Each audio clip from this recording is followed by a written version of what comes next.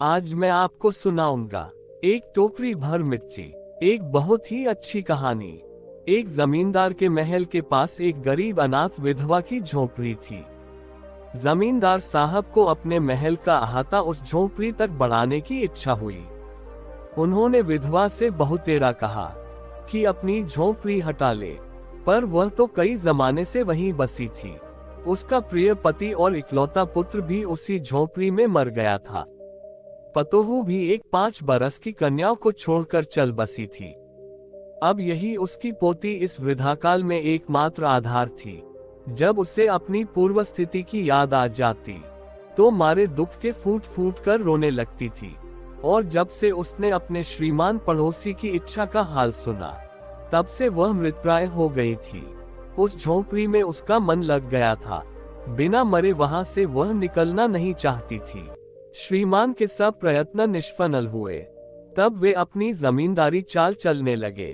बाल की खाल निकालने वाले वकीलों की थैली गरम कर उन्होंने अदालत से झोपड़ी पर अपना कब्जा करा लिया और विधवा को वहां से निकाल दिया।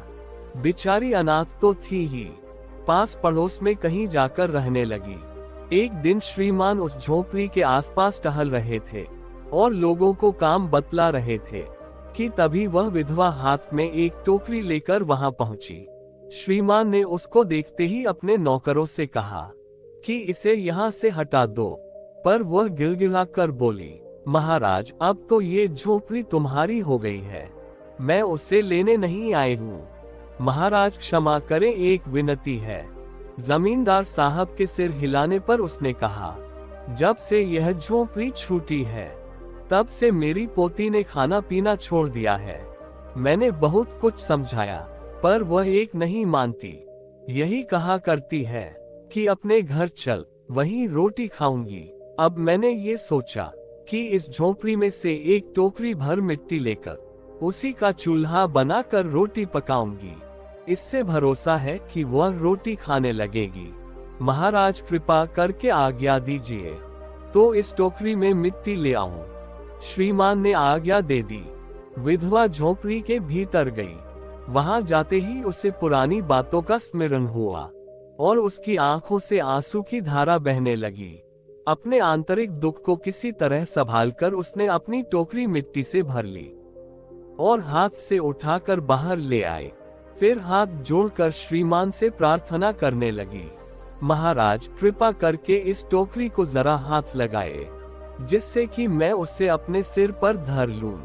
जमींदार साहब पहले तो बहुत नाराज हुए, पर जब वह बार बार हाथ जोड़ने लगी और पैरों पर गिरने लगी तो उनके मन में कुछ दया आ गई। किसी नौकर से न कहकर आप ही स्वयं टोकरी उठाने आगे बढ़े। ज्यों ही टोकरी को हाथ लगाकर ऊपर उठाने लगे, त्यों ही देखा कि यह काम उनकी शक्ति के बाहर है। फिर तो उन्होंने अपनी सब ताकत लगाकर टोकरी को उठाना चाहा, पर जिस स्थान पर टोकरी रखी थी वहां से वह एक हाथ भी ऊंची न हुई। वह लज्जित होकर कहने लगे, नहीं, ये टोकरी हमसे न उठाई जाएगी। ये सुनकर विधवा ने कहा, महाराज, नाराज न हो, आपसे एक टोकरी भर मिट्टी नहीं उठाई जाती, और इस झोपड़ी में तो हजारों टोकरियां मिट्टी पड़ी है। उसका भार आप जन्मस भर कैसे उठा सकेंगे? आप ही इस बात पर विचार कीजिए। जमींदार साहब धन मद से गर्वित हो अपना कर्तव्य भूल गए थे, पर विधवा के उपर्युक्त वचन सुनते ही उनकी आंखें खुल गईं। कृतकर्म का पश्चाताप कर उन्होंने विधवा से क्षमा मांगी और उसकी झोपड़ी वापस दे दी। धन्यवाद।